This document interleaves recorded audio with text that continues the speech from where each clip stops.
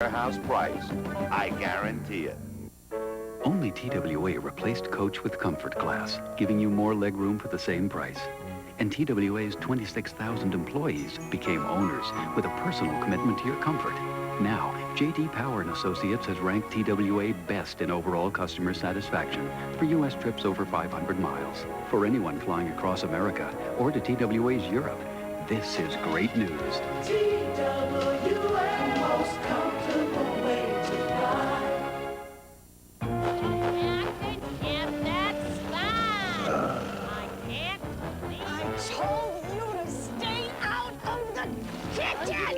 Isn't it strange that people spend 5 days a week trapped inside an office, only to spend their weekends trapped inside a fence? Presenting the 1994 24-valve 175 horsepower rodeo. It can take you where you won't feel boxed in. Isuzu, practically amazing. Many happy returns at 11.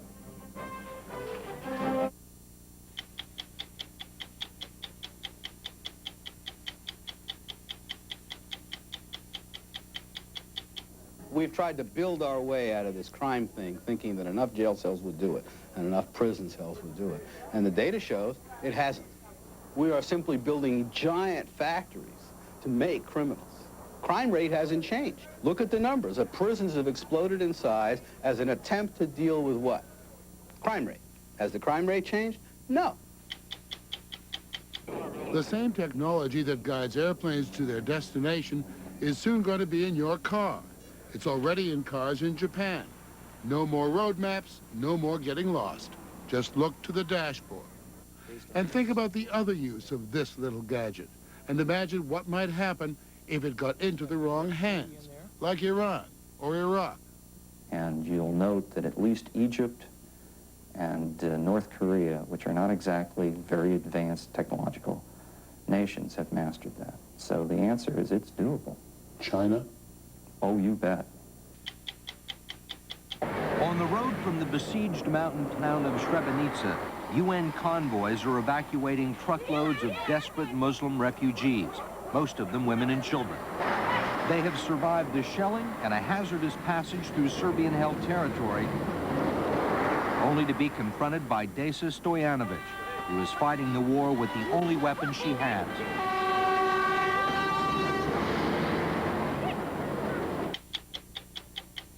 I'm Mike Wallace. I'm Morley Safer. I'm Ed Bradley.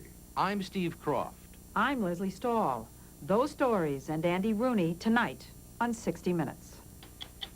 This portion of 60 Minutes is sponsored by MCI. Best friends from MCI. Now your most important calls can be your least expensive.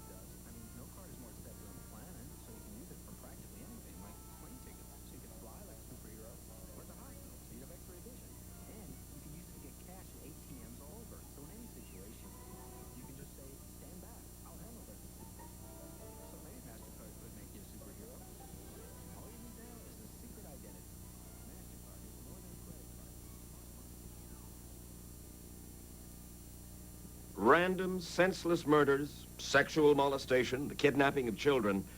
America has been hit by a crime storm of hurricane proportions.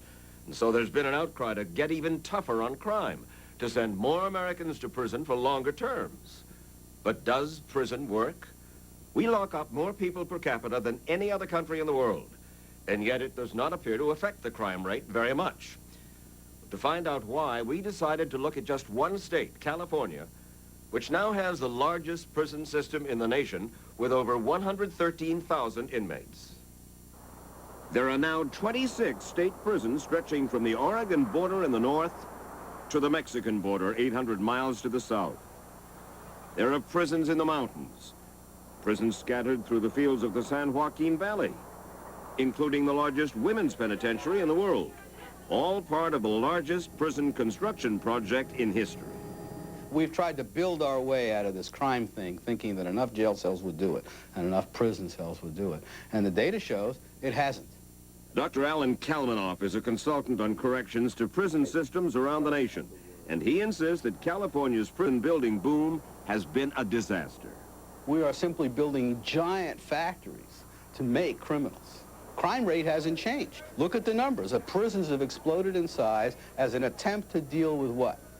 Crime rate. Has the crime rate changed? No. Meanwhile, California continues building prisons.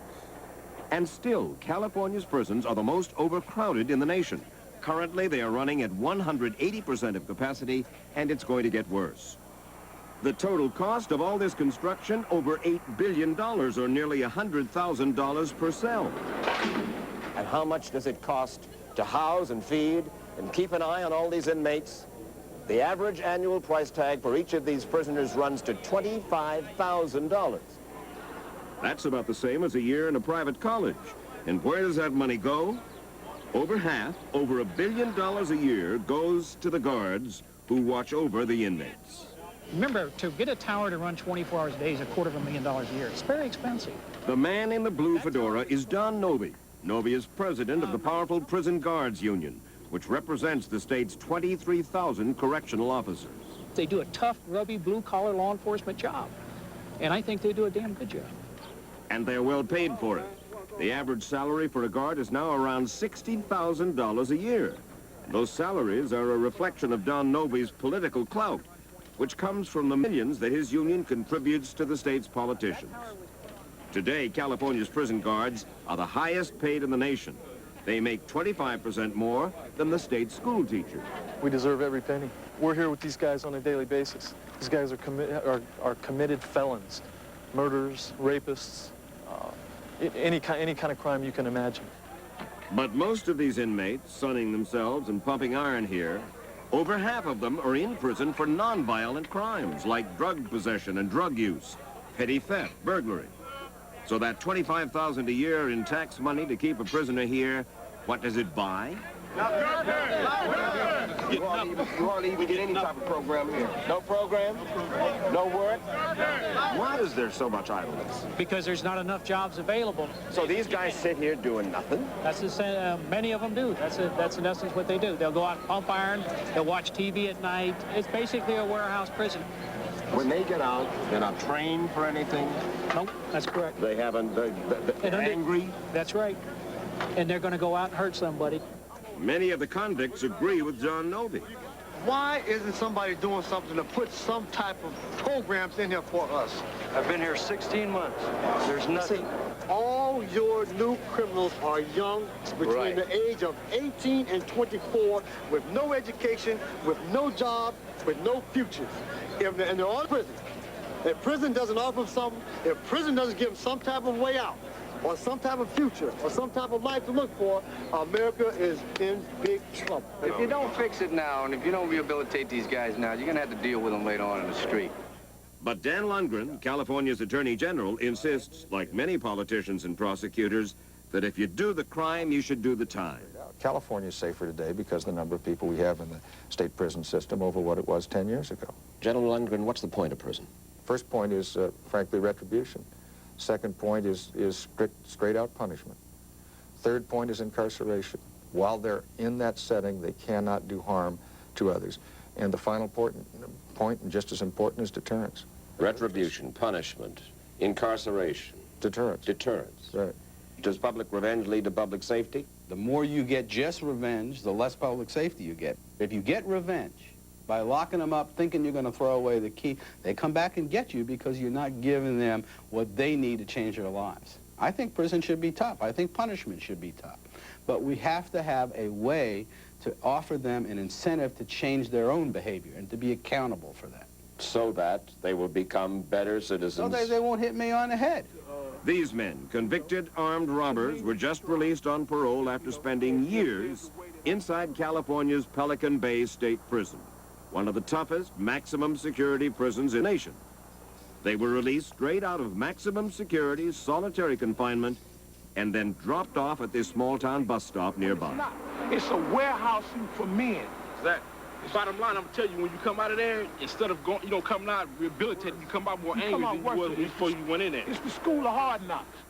And what do they give these inmates when they got out? What they give every inmate.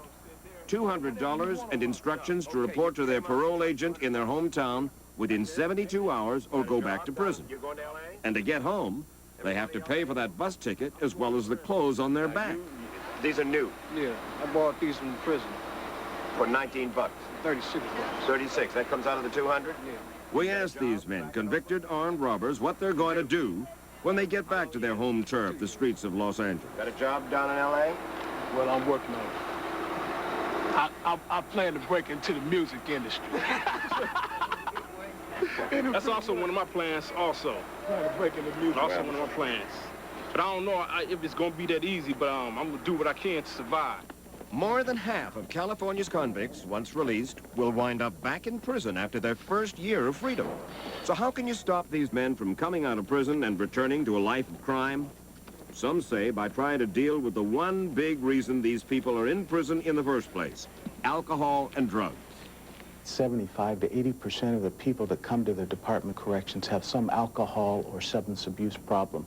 James Gomez is director of the California Department of Corrections. He's in charge of the $2.6 billion annual prison budget. You spend $2.6 billion a year. How much of that amount is spent, for instance, on drug, alcohol treatment? Probably $5 million, something in that neighborhood. $5 million out of $2.6 billion? Very small amount. Wait a second. You've said to me between 70 and 80% of the people who come into your institutions do it because they're either under the influence of some drug. They had drugs in their system when they committed a crime. Therefore, you'd like to get them off drugs, right? Yes. It's nickels and dimes compared to the problem. It's nickels and dimes compared to the problem. A lot of people in there need drug rehabilitation and treatment. Aren't they getting it? No, definitely not getting it. Not at all. Director Gomez told us later the drug rehabilitation budget is now up to $35 million, but it's still nickels and dimes. Why isn't there more drug and alcohol treatment available in prison? Gomez says California's legislature just won't give him the money. But Gomez says there are all kinds of other health care programs that are forced on him by the federal courts. What kind? Well, there are hormone treatments for transsexuals, and for pregnant female convicts, state-financed abortions on demand. But if the cost of prison health care is high now, it's only going to get higher because the mostly young, largely drug-addicted population is literally infested with the HIV virus, AIDS, plus new strains of antibiotic-resistant tuberculosis. Many of the inmates get better health care in prison than out. But for the 95% of the inmates who eventually get out of prison, that health care, as we said, does not help when it comes to their addictions. They don't have to see drug counseling. They don't have to go to their Alcoholics Anonymous. They can just walk right back out in the streets. According to Don Novi and to many of California's correctional officers, the California prisons have become a very expensive welfare warehouse. There's people out on the streets, homeless people, that don't have a job, are obeying the law, and it's tough for them to even get food, and we're in here giving them 3 hots and a cot. Novi says for some inmates, prison has become a way of life. The guards say, hey, these guys have it so good. They get better health care, better dental care, better... Ask them how many of them will stay there if the door's open. I want to get out. I don't want to die in prison. I don't want to spend the rest of my life here. But by the same token, I don't want to go out there and not know where my next meal is going to come from, not know where I'm going to sleep. I don't have any idea what I'd do out there. Whereas in here, I'm pretty well off. This is home. They're coming back home. Well, wait a minute. No, you're saying They're on the street. They want to come back here to get their teeth fixed, to pump a little iron, to sit in the sun until they go back out again. That's what they have in mind for life? You believe that? I sure do, and I've seen it. And they're coming back home, and it's a sad scenario. Why are some of them worse when they get out than Well, when how they would went you in? be if you sat around for 2 years lifting weights with a bunch of crooks and waiting to get out? And meanwhile, your job is gone if you had one, your family is gone if you had one or in some disarray. The wife and the kids go on welfare, and the husband goes on, what? A guaranteed health program, a guaranteed weightlifting program, and a guaranteed warehousing program, and a guaranteed failure. The average inmate has a 4th grade education. Half of them are illiterate. And while there are some classes available in prison, there aren't enough. He will not be able to. A lot of these men are not violent men. They should not be locked up. They should be treated, you know, education, programs. That's why they keep coming back. Right now, there are over 15,000 inmates waiting to get into a program of any kind. And while there are some showcase programs, for instance, a handful of inmates are trained as deep-sea divers, and there's a small group working as cowboys breaking wild horses, the vast majority learn nothing while they're locked up. So, what to do about all this? I create a whole bunch of camps in the Sierras, a whole bunch of urban institutions. There's a growing movement nationwide to provide alternatives to prison. But Dr. Kalmanoff says that California has virtually ignored these cheaper and possibly more effective alternatives to prison. And I put everybody who wasn't a danger to themselves or others up in those camps working and let them earn their way back into community facilities, and I'd use maximum security only for people who were truly dangerous to themselves. Should there be more work camps in California instead of prisons? I would sure like to see it. Instead of us building gymnasiums for inmates, maybe we ought to be out building gymnasiums for the communities. If society would accept that, I think we'd have a great opportunity. Why wouldn't society accept that? Because your legislature won't make that move. It's all about, I've got to be tough on crime. All of those legislators fear more than anything else being accused of being soft on crime. Nobody wants that reputation. Willie Brown, a Democrat, is the powerful Speaker of the California State Assembly. We build more prisons, frankly, than we do classrooms. The quality of the prisons physically are better than the quality of the classrooms. And Willie Brown says this year, like last year, while California has cut the budget for higher education, it has increased the prison budget. And Brown says the state legislature will pass more laws, over 100 are pending right now, to send more people to prison for longer terms. And the number of prisons goes up, but the crime rate does not go down. As a matter of fact, you would think someone is fertilizing the crime process in order to keep expanding the prison system. We will spend what is necessary to protect the people on the street. And if it takes more money to build more prisons, to have greater capacity, as we've done in the last decade, I'm willing to go out and fight for that. We don't have a program that's designed to work. We have a program that's designed to hold. The Clinton administration and the Congress appear to agree with the California legislature. The Senate has already approved spending over $3 billion on new maximum security penitentiaries around the country. And both houses are proposing tougher, longer sentences for a wider variety of crimes. It is expected that President Clinton will sign such legislation into law early next year.